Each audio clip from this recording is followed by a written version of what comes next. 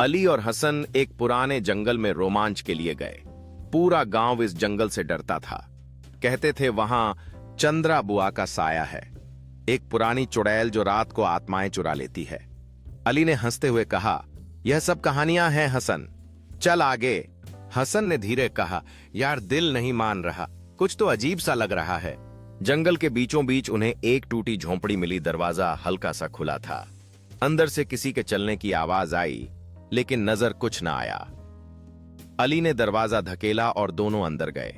झोंपड़ी में एक पुराना आईना था जिसमें सिर्फ अली नजर आ रहा था, हसन नहीं। हसन पीछे हटा। यह क्या मजाक है, मुझे क्यों नहीं देख रहा? अचानक दरवाजा जोर से बंद हो गया।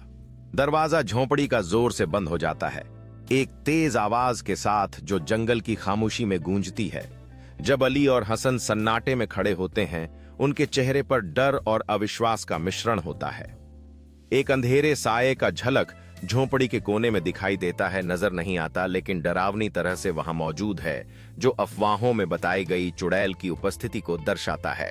दोपहर का समय था जब अली और हसन एक झोंपड़ी के भीतर चले गए। जैसे ही अंधेरा छाने लगा, अली ने अपने हाथ में टॉर्च उठाई, लेकिन उसने जैसे ही रोशनी दी वह बुझ गई। हसन अचानक से घुटन महसूस करने लगा और वह गिर पड़ा। कौन हो तुम, हमें छोड़ दो। अली की आवाज गूंज गई, लेकिन हसन की नहीं। सुबह हुई, अली अकेला जंगल से बाहर आया, उसकी आंखों में आंसू थे। वह रोता रहा, हसन अंदर रह गया। लेकिन जब वह गांव पहुंचा तो लोगों ने हैरानी से देखा और कहा, अली तुम तो 5 साल पहले हसन के साथ गए थे, फिर गायब हो गए थे।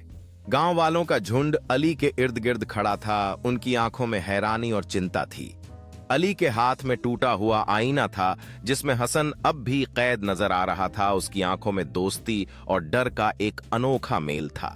अली जिस रास्ते पर खड़ा था वह धुंध से ढका हुआ था, जो उसे फिर से अंधेरे में वापस जाने के लिए बुलाता हुआ लग रहा था।